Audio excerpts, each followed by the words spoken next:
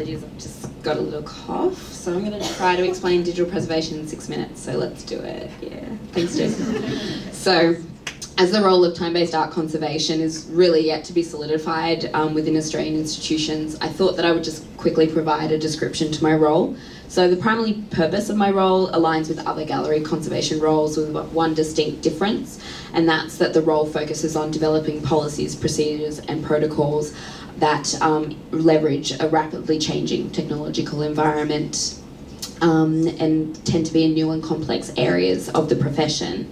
So I'm going to start with a quote. As Christiana Paul explains, few media artworks have been collected by art museums, in part because the preservation of works that contain variable media elements are perceived to be outside the understanding of a traditional 20th century model, and so are too difficult.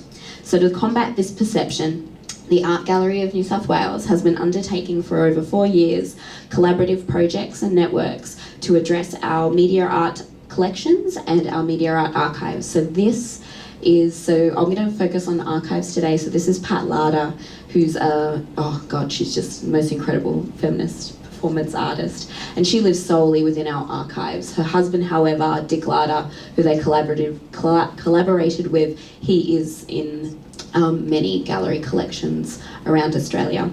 So this is our National Archives audiovisual room as it exists, and it is really just a combination of chaos and comprehensiveness. So I've managed to do multiple surveys to really start to dig in around these archives, which contain, performances, artists' works. This is a general summary of the audiovisual carriers that you may find, so just analog and digital, which come with their own kind of problems in regards to instability, sensitivity to humidity and temperature, and aging processes are hard to predict. Digital carriers are inherently vulnerable, with potential for corruption and file degradation inevitable. So this is just an example of some optical media degradation, because any conservators in the room would just love pictures of deteriorating things.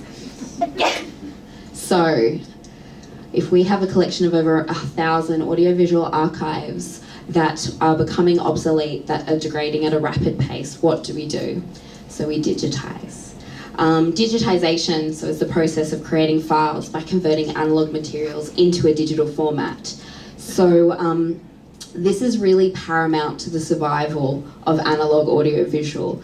And so while digitization is really a key component in the digitalization of an organization, it's kind of a sexy word to say, my real fear is this idea that it's this unstoppable mega trend that is really focused on website hits and social media likes without consideration to the consequences of creating millions of new digital assets. And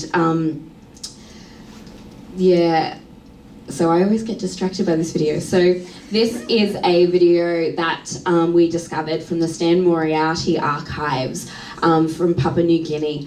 And this is, I think this one's dated 1961. And it's the earliest footage seen of these masks that, as you'll see in a minute, are actually the masks are in the Australian Museum collection.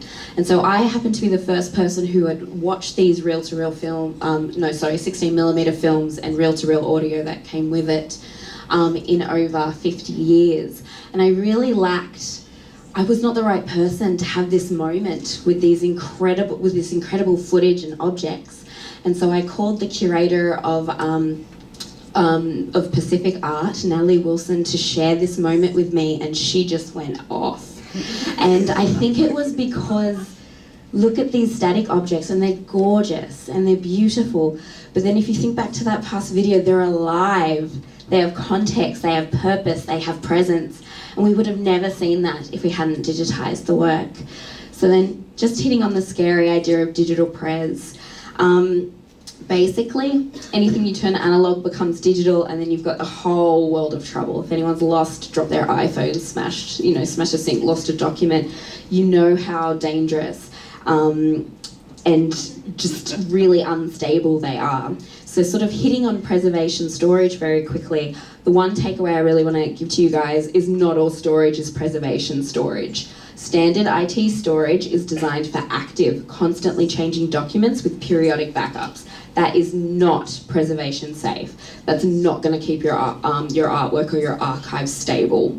What we do need is preservation storage is really based on more stringent checks and reporting to ensure that the contents remain unchanged and uncorrupted. So it needs to guard against scary things like bit rot and human error. And I guess the most important aspect of digital preservation is keeping lots of copies and keeping them in different places and, if possible, in different formats.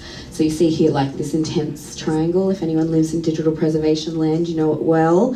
And it's really, in regards to digital preservation, it's a no-size-fits-all storage implementation. So while really budgets, if you want $1 million digital repository, like, we're really not talking about that kind of money, and so much advocacy has to go into it. So something we're doing at the Art Gallery at the moment is we're actually going back a step and we're storing our digital binary data on physical LTO tapes. I'm happy to talk about that in the break if anyone wants to get into data world. And then, because data's intense, I wanted to take us back to the Cathy Cavalier archive, and this is her entire archive of performances, and they all exist on mini DVs. And this is her work Nest. And if we didn't digitize and if we didn't keep this material alive, which mini DVs, they're basically done now. By 2021, you're no longer going to be able to digitize a mini DV. And this is an artwork that she made when, in response to her mother's passing of breast cancer. And she got all her clothes and she sat on the beach and she meditated with her mother, and then she only died of breast cancer 4 years after losing her mother. And this is an extraordinary artist and performance that lives in the archives, that live on these tapes, that when you look at this tape and there's a label, you don't actually know what you're getting. And so I guess that's my point of why it's important. So this is my hit to the practicalities of digital preservation and getting into this, this virtual world. Change is hard. And so, but basically, if we don't do it, we're going to lose important media arts history, artworks and archives.